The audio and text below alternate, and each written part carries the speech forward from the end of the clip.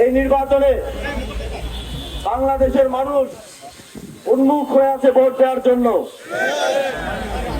বাংলাদেশের মানুষ তাদের গত 17 বছরের অভিজ্ঞতা এবং গত 17 মাসের অভিজ্ঞতা, সেই অভিজ্ঞতা থেকে জুলাই গণঅভ্যুত্থানের শরিক গণতান্ত্রিক আন্দোলনের নেতৃত্ব দানকারী 11টি দলের যে ঐক্য হয়েছে, সেই ঐক্যকে বিজয়ী করতে প্রস্তুত হয়ে আছে। এখন প্রত্যেকটি আসনে, প্রত্যেকটি কেন্দ্রে 11 দলীয় জোটের নেতৃবৃন্দকে, বাংলাদেশের মানুষকে সাথে নিয়ে যেন বাংলাদেশের জনগণ ভোট দিতে পারে, সেটা নিশ্চিত করা আমাদের দায়িত্ব।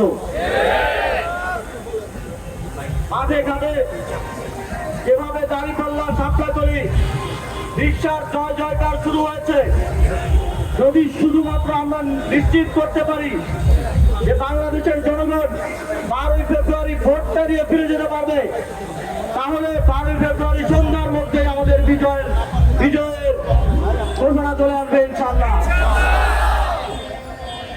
আমরা একটি দলের পক্ষ থেকে দেখেছি যে তারা ঋণ খেলাপি, বিদেশি নাগরিক, চাঁদাবাজ, মাফিয়া, সন্ত্রাসীদেরকে তারা মনোনয়ন দিয়েছে।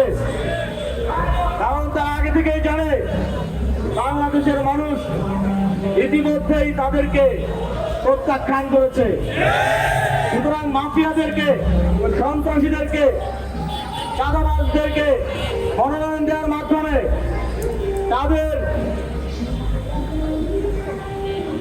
তাদের অসৎ শক্তিকে ব্যবহারের মাধ্যমে ভোট চুরি করে, কেন্দ্র দখল করে নির্বাচনে জয়ের পায়তারা তারা করছে। এবং তার অংশ হিসেবে আমরা দেখেছি নির্বাচন কমিশন প্রতিদিন নতুন নতুন সারপ্রাইজ দিচ্ছে। গতকালকে সারপ্রাইজ দিল 400 গজের মধ্যে মোবাইল নেওয়া যাবে না, যাতে কেন্দ্র দখল করে ভোট কাটা যায়। আজকে আমাদের ঐক্যবদ্ধ চাপের মুখে তারা সেই সিদ্ধান্ত থেকে সরে এসেছে। আমরা দেখেছি আমাদের তরুণেরা যারা জীবন দিয়ে জুলাই গণঅভ্যুত্থান সফল করেছে, তাদের প্রশিক্ষণ প্রাপ্ত একটি অংশ বিএনসিসি, যাদেরকে সব নির্বাচনে আমরা দেখেছি কেন্দ্রে থাকতে, এবার তাদেরকে কেন্দ্রে থাকতে দিবে না। আজকে আমরা একটু আগে নির্বাচন কমিশনে বলে এসেছি, অবশ্যই আমার বিএনসিসির ভাইদেরকে কেন্দ্রে দায়িত্ব পালন করতে দিতে হবে। দেশপ্রেমিক শক্তিকে কেন্দ্রে উপস্থিত থাকতে দিতে হবে, যাতে কোনো ভোটচোর, কোনো মাফিয়া, কোনো চাঁদাবাজ কেন্দ্র দখল করতে না পারে। নির্বাচন কমিশন বলেছে তারা এটা বিবেচনা করবে।